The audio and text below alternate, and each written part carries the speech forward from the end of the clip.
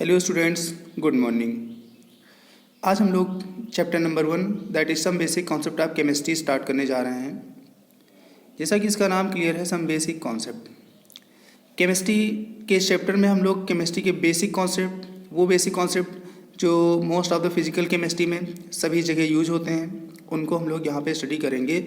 ये physical chemistry के view में चैप्टर बहुत ही इंपॉर्टेंट है। इसमें कुछ चीज़ें ऐसी भी हमें पढ़ना है जो पीछे हमने प्रीवियस क्लास में पढ़ा हुआ है, लेकिन यहाँ पे हमें उनको डिटेल में पढ़ना है। तो सबसे पहले हम लोग ये देख लेते हैं कि इस चैप्टर में हमें पढ़ना क्या क्या है। तो इसमें बेसिक कॉन्सेप्ट में significant figures, accuracy, mole concept, calculation of number of moles, principle of atom conservation, stoichiometry, equivalent weight, percentage composition, different चीज़ें हमें यहाँ पे पढ़ना है, जो कि फिजिकल केमिस्ट्री में बहुत ही इंपॉर्टेंट है। तो अब हम लोग स्टार्ट करने जा रहे हैं। सबसे पहले मैटर को हम कैसे डिफाइन करेंगे? Matter is anything which occupies space and has mass which offered resistance और पजेज रिजिडिटी। तो मैटर एक ऐसी थिंग है, एक ऐसा सब्सटेंस है जो स्पेस ऑक्यूपाई करता है, उसमें मास होता है, उसमें रेजिस्टेंस या हम लोग कह सकते हैं रिजिडिटी होती है, और उसको हम फील भी कर सकते हैं। जैसे एग्जाम्पल है NaCl है, जिंक है, कॉपर है, C6H12O6 है, एयर है, N2O2, ये सारी थिंग किस में आती हैं? मैटर में आती हैं। Classification of matter can be classified into many ways. Number 1, element matter का वो प्योरेस्ट फॉर्म है, या एलोट्रॉप का वो प्योरेस्ट फॉर्म है जिसमें सिर्फ सेम टाइप के एटम प्रेजेंट होते हैं। It is the purest form of allotrope. It is made up of same type of atom. For example copper, zinc, magnesium, sodium, etc। For example हम copper की बात करते हैं, तो अगर हमारे पास कॉपर है तो कॉपर में जितने एटम होंगे सब आइडेंटिकल होंगे, सबका atomic mass, atomic number, atomic radius सब कुछ सिमिलर होगा। जिंक सिमिलर एटम होंगे, मैग्नीशियम सिमिलर एटम होंगे, आइडेंटिकल होंगे, सोडियम, तो इन सबको हम लोग नाम देते हैं element. The second is compound. It is formed by 2 or more element which is present in the fixed ratio by wait. Compound actually होता है 2 or more एलिमेंट्स की प्रॉपर रेशियो से, प्रॉपर केमिकल कॉम्बिनेशन से, fix chemical combination से substance तैयार होता है, उसको हम लोग बोलते हैं compound. For example carbon dioxide C6H12O6, H2O, etc। अगर हम CO2 की बात करें तो CO2 is formed by the fixed combination of carbon and oxygen in which the carbon is present 12 gram and oxygen present 32 ग्राम। तो कार्बन 12 और oxygen 32 ग्राम जब chemically combined होगा तो CO2 का फॉर्मेशन होगा। याद रखना स्टूडेंट्स, जब कंपाउंड बन जाता है उसमें जो एलिमेंट्स होते हैं उनकी आइडेंटिटी फिर नहीं रह जाती है, ठीक है, स्पेशल नई आइडेंटिटी आ जाती है, तो ये कंपाउंड होते हैं। कंपाउंड को बेसिकली 2 पार्ट में क्लासीफाई किया गया है, organic compounds and inorganic compounds. अब ऑर्गेनिक कंपाउंड्स क्या होते हैं? Generally compounds containing carbon and hydrogen. मैंने जनरली की बात किया है क्योंकि बहुत सारे एक्सेप्शन भी हैं यहाँ पे। Inorganic compounds of other elements are inorganic compounds. अब यहाँ पे हम कुछ एक्सेप्शन देख लेते हैं कि इनके एक्सेप्शन क्या है। जैसे हमारे पास एक्सेप्शन में है carbonate, carbon monoxide, carbon dioxide. These are all of inorganic origin as they do not have hydrogen. इनके पास हाइड्रोजन नहीं है, इनको केमिस्ट्री में इनऑर्गेनिक ट्रीट किया जाता है। Bicarbonate and carbonic acid both have carbon as well as hydrogen, but they are inorganic origin, they are inorganic compound in chemistry. Carbon tetrachloride and carbon tetrafluoride, they have carbon but they do not have hydrogen, still they are regarded as organic compound, that is organic origin. So these are some exceptions of organic and inorganic compound. Now I am going again continue. Mixture. Classification of matter में सबसे पहला हमारा हो गया element, the second is compound, third is mixture. Mixture क्या होते हैं? Mixture 2 or more than 2 different element या 2 or more डिफरेंट कंपाउंड्स अगर इम्प्रॉपर रेशियो में फिजिकली कंबाइंड होते हैं, फिजिकली फॉर्म मिक्स किए जाते हैं, तब जो हमें मटेरियल मिलता है उसको हम लोग बोलते हैं mixture. It is made up of two or more compounds or two or more elements present in any ratio but not in fixed ratio. किसी भी रेशियो में प्रेजेंट होते हैं लेकिन फिक्स नहीं, और फिजिकली मिक्स होते हैं, केमिकली नहीं होते हैं. For example NaCl plus water, sand plus water, sugar plus water. तो ये सब एग्जाम्पल्स हैं मिक्सचर के. क्लियर? मिक्सचर हमारे सॉलिड भी हो सकते हैं, मिक्सचर हमारे लिक्विड भी हो सकते हैं, मिक्सचर हमारे गैसेस भी हो सकते हैं. Number A, homogeneous mixture. Homogeneous mixture क्या होते हैं? ऐसे मिक्सचर जिसमें सभी कंपोनेंट एक सिंगल फेज में प्रेजेंट हो, सभी कंपोनेंट की फिजिकल स्टेट सेम हो जाए, अलग अलग ना हो. In which throughout the solution composition is same. For example NaCl plus water. NaCl is solid and water is liquid, but both NaCl is dissolved in water, then we will get only one physical state, that is liquid. So it means this mixture is homogeneous mixture. और homogeneous mixture को generally हम लोग solution भी बोलते हैं. तो solution हमारे solid भी हो सकते हैं, liquid भी हो सकते हैं, गैस होते हैं. ये जो आपके सामने एग्जाम्पल NaCl प्लस वाटर लिखा है, it is the solution of liquid. The solution of solid, the example is alloys. Alloys are the homogeneous mixture of two or more metals. Sometimes non metals are also present. It means alloys जो होते हैं वो homogeneous mixture होते हैं और उसको भी हम सोल्यूशन बोल सकते हैं. इसी तरह कई गैसों का मिक्सचर, वो भी होमोजीनियस मिक्सचर है या गैसों का सोल्यूशन है वो. Number B, heterogeneous mixture. Heterogeneous mixture, in heterogeneous mixture composition is not the same throughout the solution. Composition इसकी सेम नहीं होती है, सबकी फिजिकल स्टेट डिफरेंट डिफरेंट होती है. Like sand plus water. Now difference between solute and solvent. ये बहुत ही important है. कभी कभी क्या होता है, कन्फ्यूजन हो जाता है. ठीक है, तो हम लोग सल्यूट और सॉल्वेंट एक बार समझ लेते हैं कि सल्यूट और सॉल्वेंट हम कैसे क्लासीफाई करेंगे किसी भी मिक्सचर में, किसी भी सोल्यूशन में. तो यहाँ पे जो बेसिक आइडिया दिया गया वो सॉल्वेंट के लिए दिया गया. सॉल्वेंट हम पता लगा लेंगे, उसका जो बाकी पार्ट होगा वो सल्यूट होगा. सॉल्वेंट हमेशा एक ही होगा. तो सल्यूट एक से ज़्यादा हो सकते हैं लेकिन सॉल्वेंट एक ही होगा वहाँ पे. तो solvent, it is the type or physical state which is same as the solution. It is the type or physical state which is same as the solution. या हम लोग इसको इस तरह भी कह सकते हैं, the component whose physical state is similar to the physical state of solution. The component whose physical state is similar to the physical state of solution is known as solvent and others are solute. For example, when sugar dissolved in water, then solution is formed. The sugar is solid, water is liquid, and solution form is also in liquid form. Therefore, the physical state of solution matches with water. The physical state of solution that is liquid matches with water that is liquid. It means water is in this case solvent and sugar is solute. H2O is solvent in this solution. Another example is copper sulfate solid. When dissolved in water, then it absorbs 5 water to form hydrated copper sulfate, which is in solid form. CuSO4.5H2 is solid form and it is solution. Therefore, the physical state of this compound, this substance, is matches with copper sulfate. Therefore, in this example, the copper sulfate is solvent. Okay, students, I repeat, the physical state of solution is matches from which component? That component is known as solvent and other is solute. तो ये बातें हो गई कुछ salute और solvent की solution में.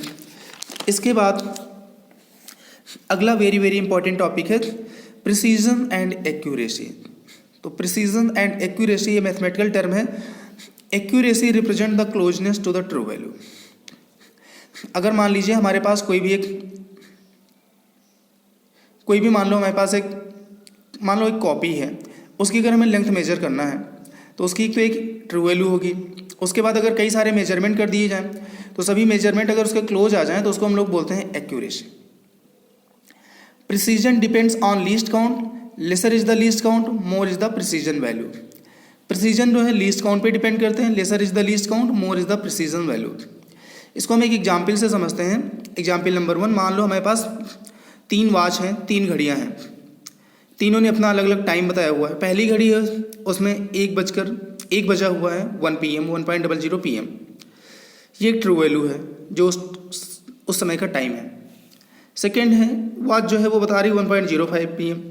अब ये जो 1.05 है ये ट्रू वैल्यू के आसपास लाई कर रहा है तो उसको हम लोग बोलेंगे एक्यूरेट वैल्यू. क्या बोलेंगे, एक्यूरेट वैल्यू। ये ट्रू वैल्यू के आसपास तो नहीं लाई कर रहा, लेकिन इसमें लीस्ट काउंट ज़्यादा है, इसमें आवर भी है, मिनट भी है, सेकेंड भी है, तो इसको हम लोग बोलेंगे प्रिसाइज। तो ये बेस्ट एग्जाम्पल है, बस आप एग्जाम्पल नंबर 1 तैयार करो, एग्जाम्पल नंबर 2 का कोई मतलब नहीं है। इसके बाद अगला टॉपिक आता है सिग्निफिकेंट फिगर्स। अब सिग्निफिकेंट फिगर्स क्या होते हैं, तो it is equal to the sum of reliable digits and first uncertain digit also. ये तो डेफिनेशन इसकी हो गई।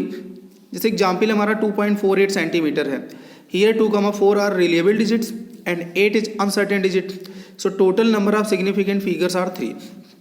तो किसी भी नंबर में जितनी भी रिलेबल डिजिट्स होते हैं और अनसर्टेन डिजिट होती है फर्स्ट अनसर्टेन, इनको सबको काउंट कर लें तो जितने नंबर्स आते हैं उसको हम लोग बोलते हैं सिग्निफिकेंट फिगर्स।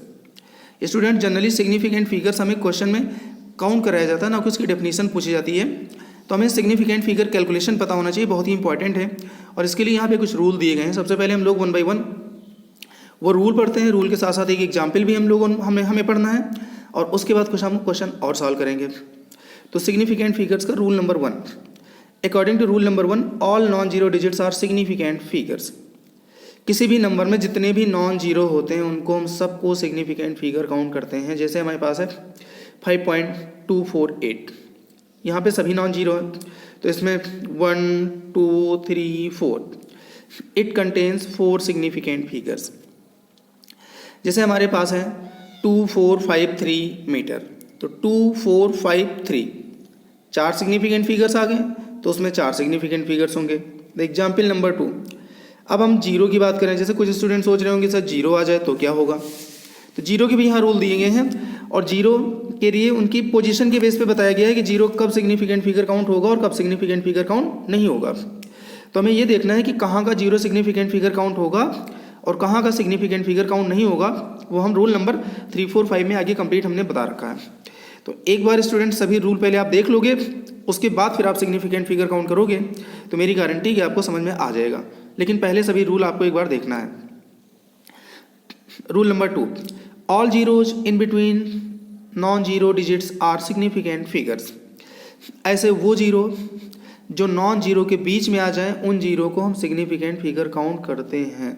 जैसे 80.503, अब ये जो 8 के बाद जीरो है ये भी 2 नॉन जीरो के बीच में है, ये जीरो ये भी 2 नॉन जीरो के बीच में है, तो इसमें total significant figure 1 2 3 4 5, total 5 significant figures यहाँ पे होंगे। Rule number 3, all final zeros in any number are not significant figures.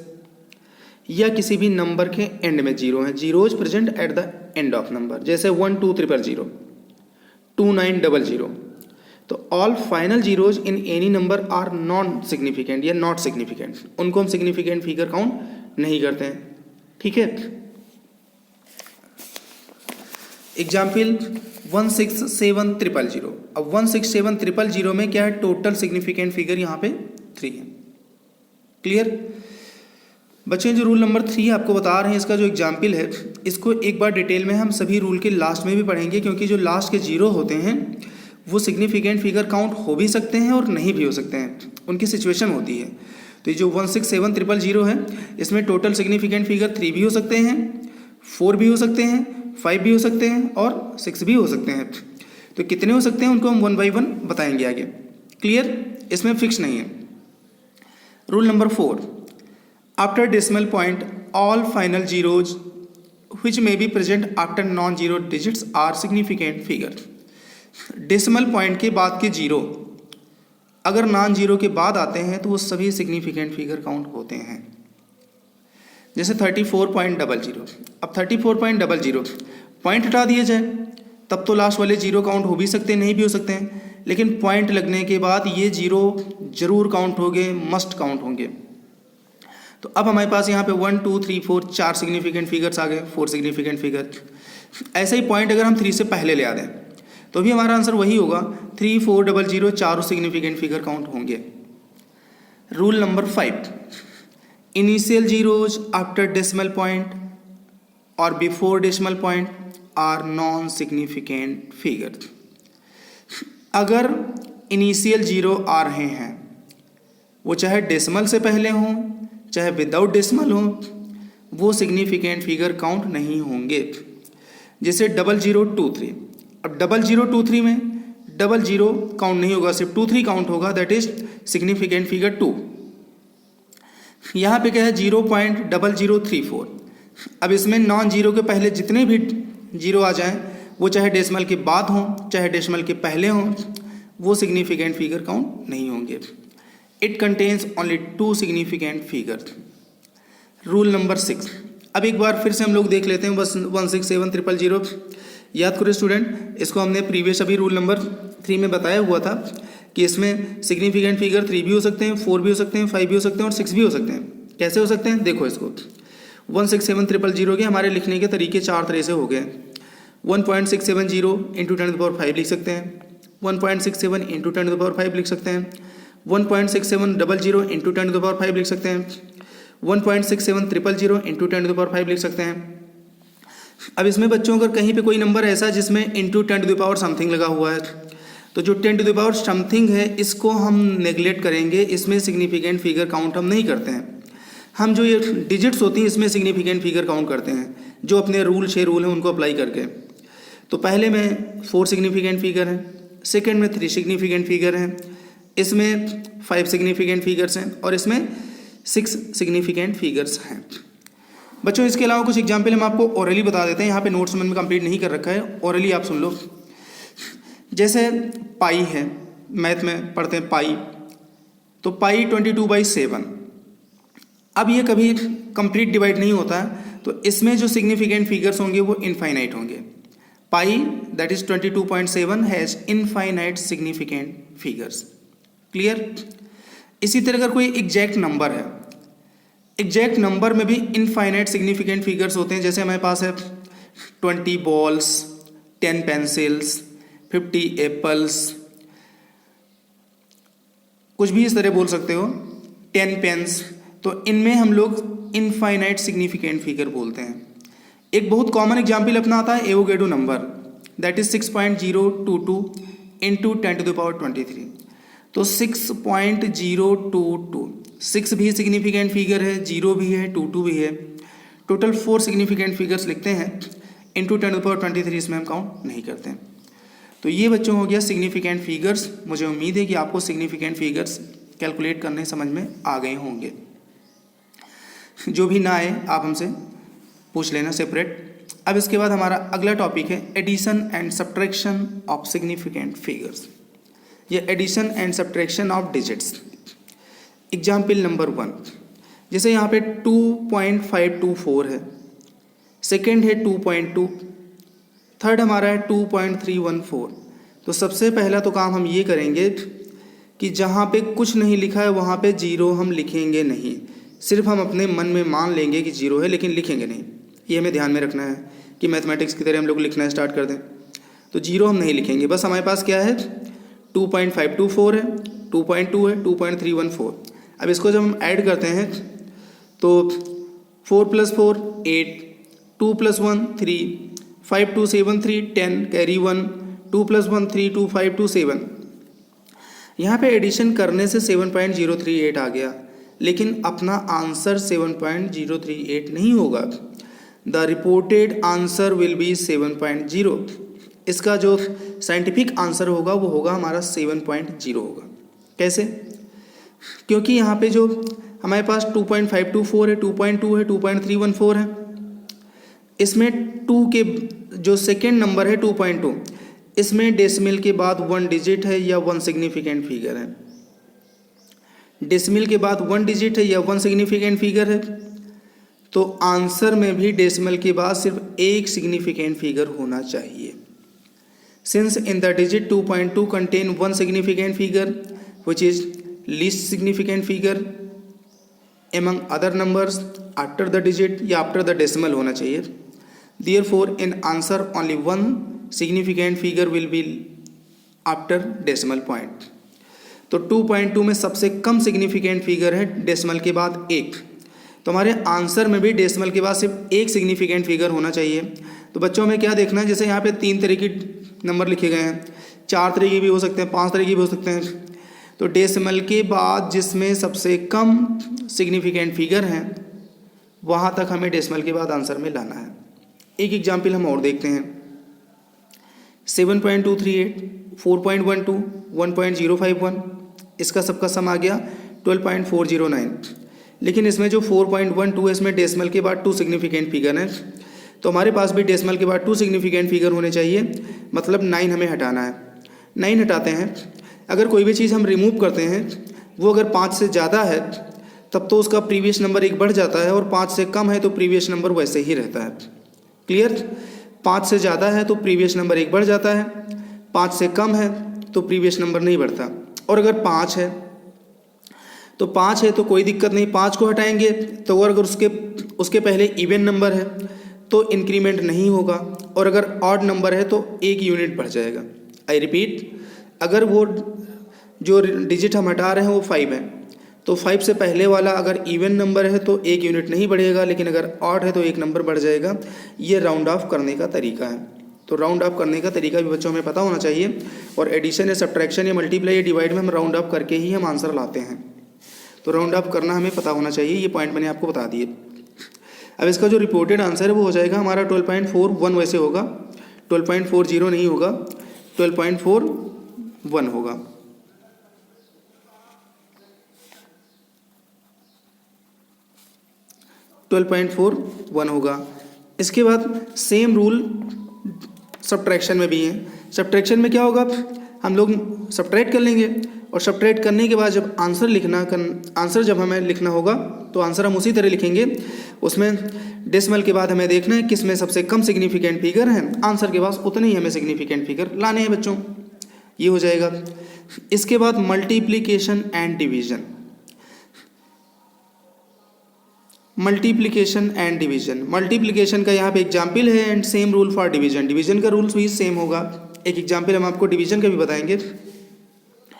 जैसे हमारे पास ये डिजिट्स हैं, तीनों को हमने मल्टीप्लाई कर दिया, हमारा आंसर जो हमें मिला 502.392 ये हमें मिला।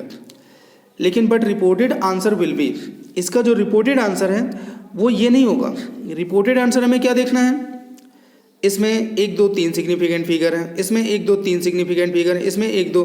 अब यहाँ पे हमें टोटल सिग्निफिकेंट फिगर काउंट करना है, तो टोटल 3 है, टोटल 4 है, सॉरी टोटल इसमें भी 3, इसमें भी 3 और इसमें 2 है।